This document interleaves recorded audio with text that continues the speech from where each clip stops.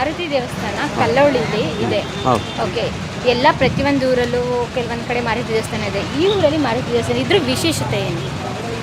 ಇದು ಮೇಡಮ್ ಇದು ಸುಮಾರು 16ನೇ ಶತಮಾನದಲ್ಲಿ ಇದು ಸ್ಥಾಪಿತಗೊಂಡಿರ್ತಕ್ಕಂಥ ಆಂಜನೇಯ ದೇವಸ್ಥಾನ.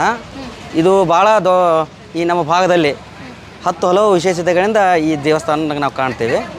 ಇದು 1926ರಲ್ಲಿ ಇದು ಕಟ್ಟಿರ್ತಕ್ಕಂಥ ನಗಾರಿಕಾಣೆ ಅಂತ ಹೇಳ್ತಾರೆ ಇದಕ್ಕೆ.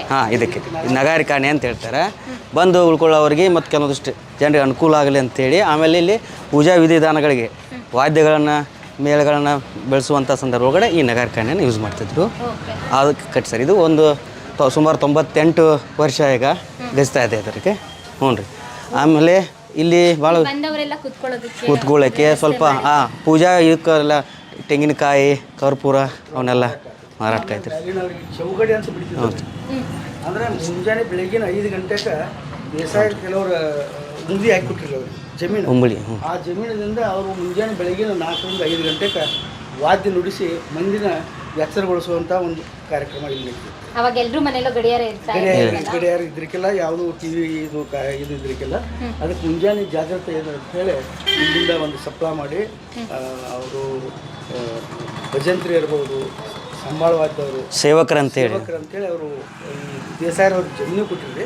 ಆ ಜಮೀನದಾಗ ಅವರು ಊಟ ಮಾಡಿ ಆ ಕಾರ್ಯವನ್ನು ಅವ್ರು ಮಾಡ್ತಾರೆ. ಸರ್, ಇದು ಯಾರ ಆಳ್ವಿಕೆಗೆ ಒಳಪಟ್ಟಿತ್ತು? ಇದು ಮೇಡಮ್ ಇದು ಶಿವಾಜಿ ಗುರು ರಾಮದಾಸ ಅವರ ಒಂದು ಸ್ಥಾಪನೆ ಮಾಡಿರ್ತಕ್ಕಂಥ ಇದೊಂದು ಮೂರ್ತಿ.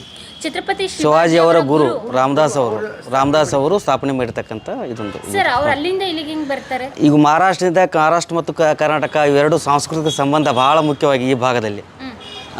ಸುಮಾರು ಈ ಕಡೆ ಶಿವಾಜಿಯ ಕಾಲಘಟ್ಟಕ್ಕೆ ಬರುವಕ್ಕಿಂತ ಮುಂಚೆ ಒಂದು 10-20 ವರ್ಷ ಮುಸಲ್ಮಾನ ಒಂದು ದೊರೆಗಳ ಅವರ ಒಂದು ಹೆಚ್ಚಿನ ಒಂದು ಆಳ್ವಿಕೆ ಒಳಪಟ್ಟಾಗ ಹಿಂದೂ ಧರ್ಮವನ್ನು ಪುನಃ ಸ್ಥಾಪನೆ ಮಾಡುವ ನಿಟ್ಟಿನೊಳಗಡೆ ಶಿವಾಜಿ ಗುರುಗಳ ರಾಮದಾಸರವರು ಎಲ್ಲೆಲ್ಲಿ ಅವರು ಭೇಟಿ ನೀಡ್ಕೊಳ್ತಿರಲ್ಲ, ವಿಶೇಷವಾಗಿ ಅಲ್ಲೆಲ್ಲಿ ಈ ಒಂದು ದೇವಸ್ಥಾನಗಳನ್ನು ಸ್ಥಾಪನೆ ಮಾಡ್ಕೊಳ್ತಾ ಹೋಗಿರ್ತಕ್ಕಂಥ. ಇಲ್ಲಿ ಸುಮಾರು 4 ನಮ್ಮ ಗೋಕಾಕ್ ತಾಲೂಕಿನಲ್ಲಿ 4 ಆಂಜನೇಯ ದೇವಸ್ಥಾನಗಳು ಭಾಳ ಪ್ರಸಿದ್ಧ.